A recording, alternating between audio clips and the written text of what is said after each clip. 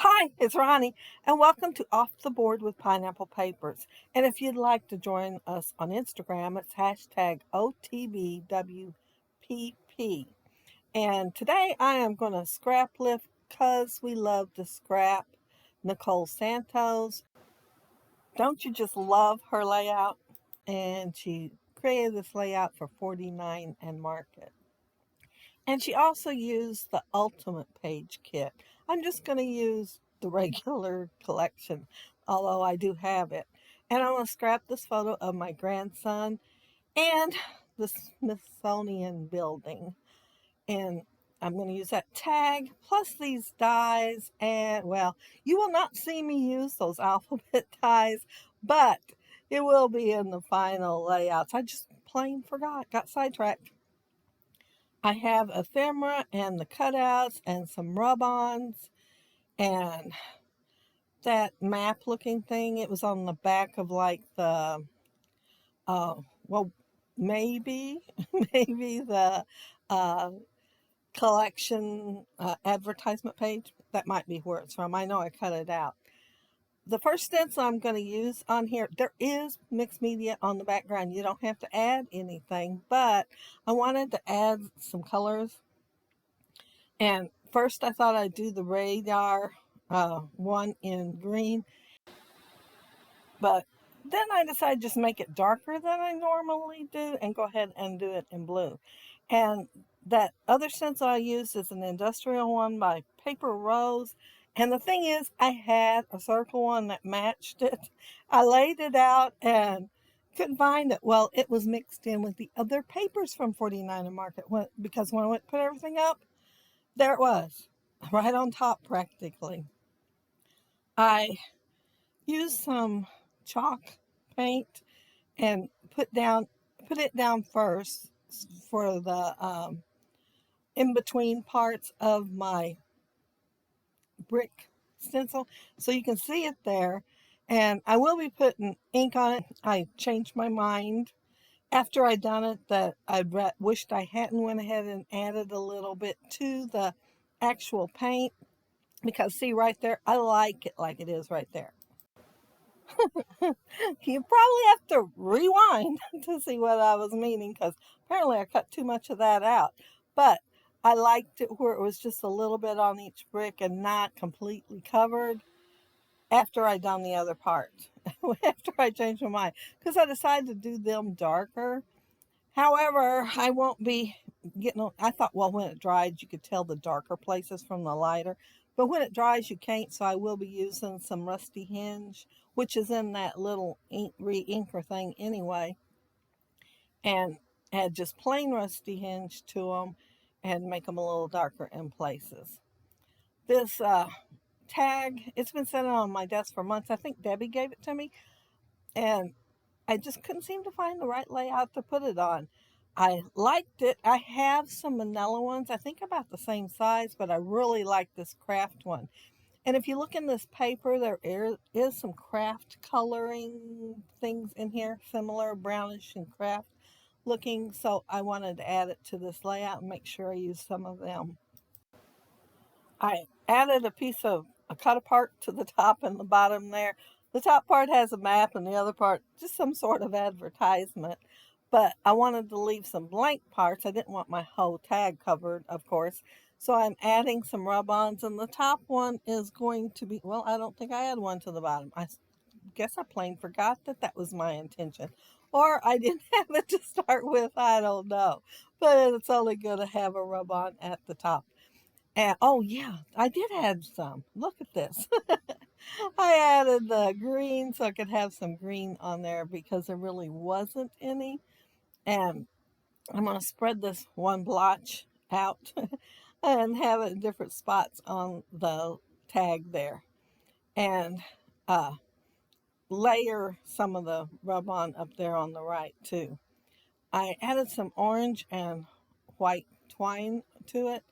And the original photo has one small photo. I have one that's about that size, which I did cut down. It was bigger than that to make it fit better on the page and go more with the layout. And I also cut a little off No, I didn't cut any off of that photo. That's the way it came out. I had to cut white parts off of this photo, but that's the way it came out. I tried printing it 4 or 5 times, so I have 4 or 5 prints of this because I just couldn't seem to get enough to show up that I wanted of this castle.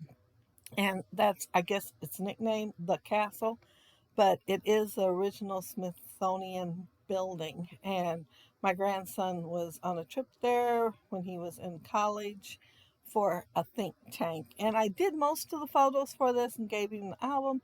However, I found some that I had never done. And so, yeah, this is one of them. This is the second one. I think there's a couple of more that I still have to get done and give to him. I pulled one of the film strips out and I didn't want to waste all of it behind there. However, part of the top one isn't going to show as well as I would like because, I get kind of carried away, I guess, with my embellishing. So it's not going to show up too good at the top, but it still shows up. And I'm just kind of putting it on the side. In the original sketch, Nicole has that orange notebook thing, which I still have. I hadn't used it on a layout yet, but I decided instead to use the tag. But I will tuck a couple little things on the side of the photo, even though they're not that chipboard piece. Since this is from the Ultimate Page Kit, if you look in her background, you'll see the circle. Well, that's the circle that you would lay the chicken wire on, and then that big green chipboard. Well, I still have those things. However, when I was cutting, mostly I was just punching out the laser cuts, and somehow I dropped the chicken wire, and I'm famous for running over stuff. Well, I ran over it, but Uh, I seen it before it got too damaged. It just was just torn in a few places. So I went ahead and adhered it down to that paper and put the chipboard thing on top. So that part is ready for a layout. But since she didn't use the big ring and it was already glued down, I decided to use a different paper. And this paper does say Washington Square down there in the bottom left. And I won't embellish it there because I wanted to leave that there. And I think that's in like New York or maybe Savannah. I know there's squares in both places, but I think it's New York. But I decided to go ahead and use it for this layout instead. Nicole distressed all of her edges, so I am doing that with the tickets and stuff.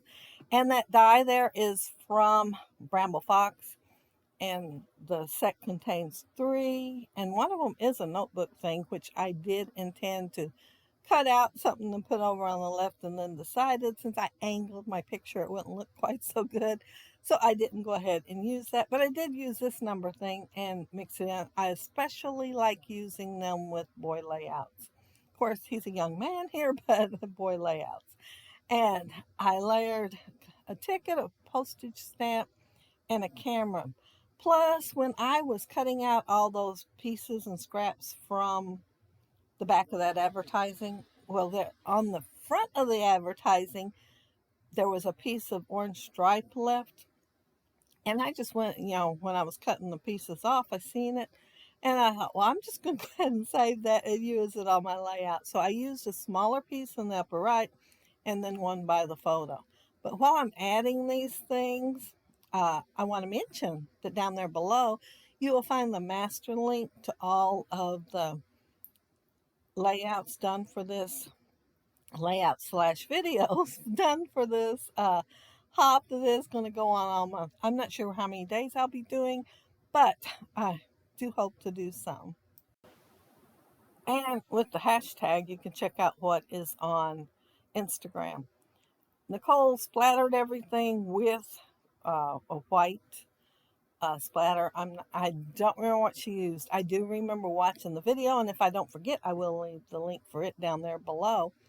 But she used white for splattering, so I went ahead and used it, even though I splattered it earlier with the orange. Oh, And orange is that particular grandson's favorite color. I mean, ever since he was really small. So I've used orange a lot on his layouts. Um, as you can see in the bottom right, there is the subtitle, and it is The Castle Original Smithsonian Building. And I do have parentheses on the castle, well, the word castle, because it does look like one. And you can see a tiny bit of it behind his head. I cut most of everything else out there. It was, like I said, they just were not printing out correctly. I think he might have been using his phone because he told me most of the photos was taken with his friend's phone because hers took them so much better. So that might have been why it was difficult to uh, print out and it looked right. But if you leave a comment down there below, I'll try to get back with you. And if you like the video and hit a thumbs up, I'd appreciate it. And if you are not subscribed to my channel, I would love to have you subscribe. And those of you already are, thank you so very, very much. And thank y'all for watching my video today. I appreciate that too. But be sure to check out the master link down there below and Instagram. Have a happy scrappy week. Bye.